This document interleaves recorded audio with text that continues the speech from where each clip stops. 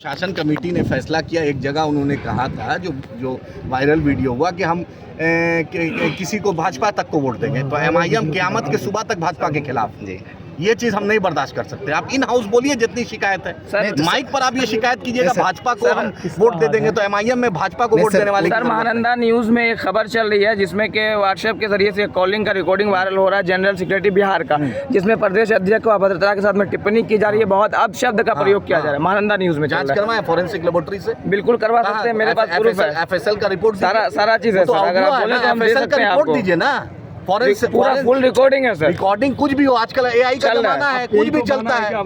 नहीं, नंबर भी है सर, सारा नंबर के साथ में। नंबर हम कुछ नहीं जानते। फॉरेंसिक लेबोरेटरी का कोई रिपोर्ट आपके पास है? वो तो जांच करवाइएगा आप लोग ना, करवाइए ना, मेरे तो हम लोग तो सवाल करेंगे ना। जिस पर आप शक लगा रहे हो तो कंधा से कंधा बैठ के एमआईएम जिंदाबाद। ये अगर गलत है तो आप साथ में है तो रिकॉर्डिंग वायरल हो रहा है। महानंदा न्यूज़ नहीं जाते हैं, हम सच्चाई पे जाते हैं। हम वायरल हो रहा है, होने दीजिए ना भाई, वायरल तो होता ही एमआईएम ही का होता है। दूल्हे भाई का सबको चर्चा करना है, भाजपा को सबसे ज्यादा एमआईएम की चिंता होती है, नेशनल चैनल को वैसी साहब की चिंता होती है, वही दूल्हे भाई को फिर विदेश में भेजता है।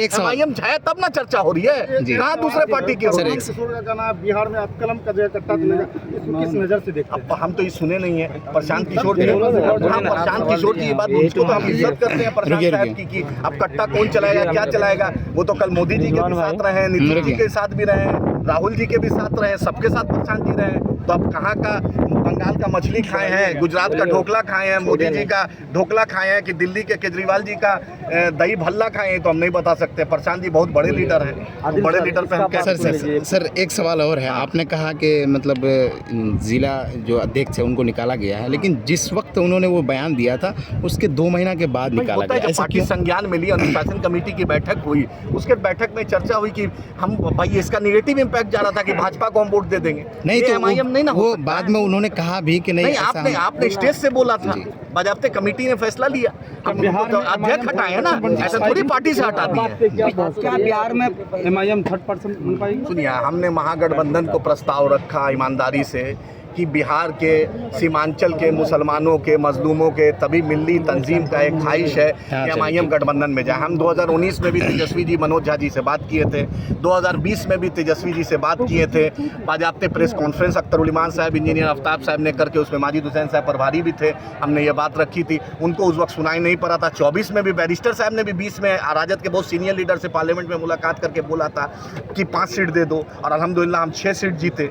उसके बाद 2024 में भी हमने प्रस्ताव रखा था, हम 2025 में भी रह रहे, ताकि बिहार का जो 38 जिला है, 243 विधानसभा, 40 लोकसभा, 101 अनुमंडल, 8,500 पंचायत, ये जान ले कि एमआईएम बीजेपी के खिलाफ थी, है और क़यामत की सुबह तक रहेगी। हम चुनाव लड़ेंगे, मजबूती से लड़ेंगे, लेकिन अगर आप हमें हिस्सेदारी दीजिएगा तो मिल के लड़ेंगे। नहीं तो गोपालगंज, कुर्नी, रानीगंज, इमामगंज आपके सामने है, सब लोग 2 लोग लड़े, तीसरे को फायदा हुआ। जिस दिन से हमने महागठबंधन में जाने की बात की, दिलीप जायसवाल को लूज मोशन हो रहा है, पूछिए जायसवाल जी से। उस दिन से आप जदयू वाले के लोग से पूछिए कि खूनी पेचिश हो गया है, बेचैन हो गया है।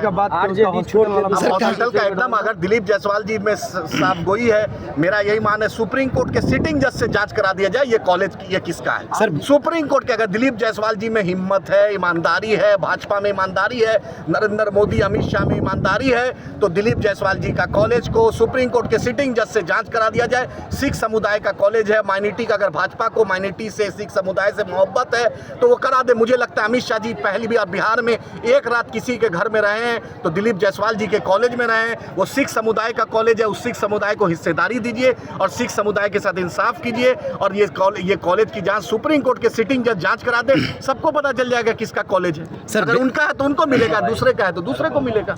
सर, बिहार में कितनी सीटों पर मतलब कंफर्म हो चुका है? बैरिस्टर असदुद्दीन ओवैसी साहब, अख्तर उल इमान साहब करेंगे, इंजीनियर आफ्ताब साहब करेंगे, हम लोग जैसे कार्यकर्ता हैं, जो आदेश आएगा उसको मानेंगे। जी, 22 में अभी कंफर्म नहीं। आप लोग एआईएम की टीम जो है मुख्य चुनाव आयुक्त से आप लोग मिले थे, किस मुद्दे पे लेकर मिले थे और क्या आसपास? हम लोग एसआईआर को बोले कि ट्रांसपेरेंसी लाइए, ब्लॉक में जो भीड़ लग रही है, जिला में जो अनुमंडल में भीड़ लग रही है, उसमें दिक्कत हो रहा है, पब्लिक का दिक्कत को दूर कीजिए, साफ मामला कीजिए। हमने यही गुजारिश की।